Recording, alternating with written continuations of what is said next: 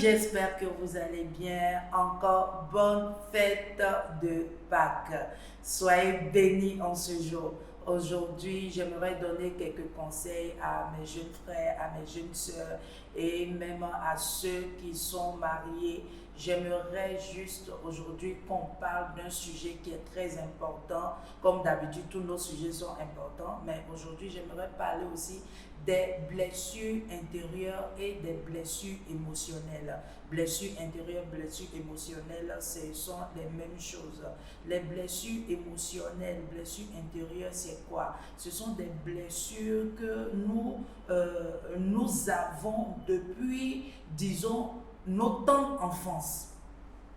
Donc, nous évoluons avec ces blessures-là, que ce soit par les rejets, que ce soit par l'humiliation, que ce soit par la trahison, que ce soit par l'abandon ou bien que ce soit par l'injustice. Nous avons tous ces blessures-là en nous. Mais ce matin, j'aimerais parler de ces blessures-là. Pourquoi? Parce que la Bible a dit quoi? Que l'homme quittera son père et sa mère et s'attachera à une femme. C'est-à-dire quoi? Que tu ne resteras pas simplement seul. Tu ne vas pas rester seul toute ta vie. Il va arriver un moment que tu vas rentrer dans une relation, tu vas te marier et après le mariage, tu seras un père, tu seras une mère. Mais avant de te marier, avant d'être un père, avant d'être une mère, c'est très important pour toi que tu puisses être une personne qui guérit de tes blessures émotionnelles, qui guérit de ton manque de rejet, qui guérit de l'abandon, qui guérit de la trahison, qui guérit de toutes sortes de choses, des blessures, de la colère, de toutes ces choses qui sont en toi. Il est très important que tu guérisses de cela.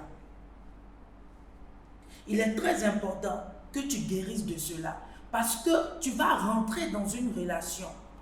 Tu peux rentrer dans une relation. Et puis tu vas te dire non, que oui, que peut-être je vais avoir des enfants. Mais j'aimerais te dire ce matin, s'il arrive que par exemple tu as un manque d'amour, je donne un exemple, tu as un problème de manque d'amour. Et puis demain, tu es maman ou bien tu es papa.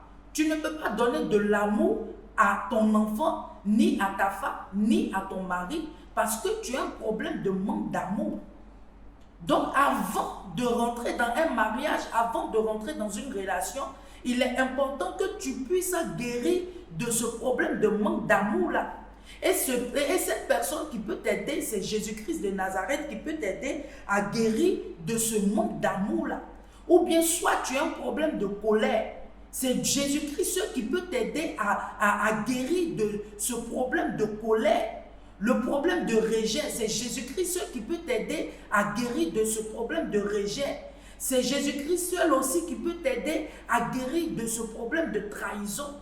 Parce que si tu ne guéris pas de cette maladie-là et tu rentres dans une relation, tu risques de mettre toute cette amertume-là sur ton conjoint ou bien ta conjointe. Tu risques, pas que tu risques, mais tu mettras cela, tu vas faire sortir cela. Comme la Bible le dit, que Dieu parle tantôt d'une manière, tantôt d'une autre.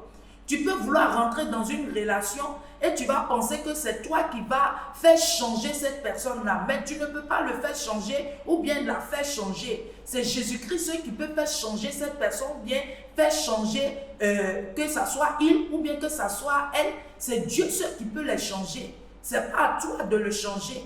Et puis avant de rentrer dans une relation, Dieu par exemple t'a parlé, tu as demandé à Dieu, mais Seigneur, est-ce que c'est cet homme ou bien c'est cette femme? Et Dieu t'a répondu, mais tu ne veux pas écouter ce que le Seigneur te dit de faire.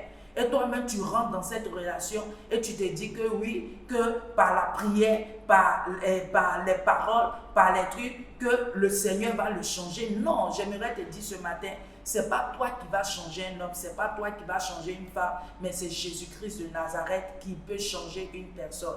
Mais à toi, cherche à guérir tes blessures émotionnelles, cherche à guérir tes blessures intérieures. Cherche à les faire guérir, c'est très important. Il y a des gens, par exemple, si c'est en Europe ou bien par exemple, il y a des psychologues ici. Il y en a, par exemple, qui vont chez les psychologues pour leur demander, pour leur dire, voilà tel problème, voilà, je souffre du manque de rejet, je souffre du manque de trahison, je souffre de ce mal-là.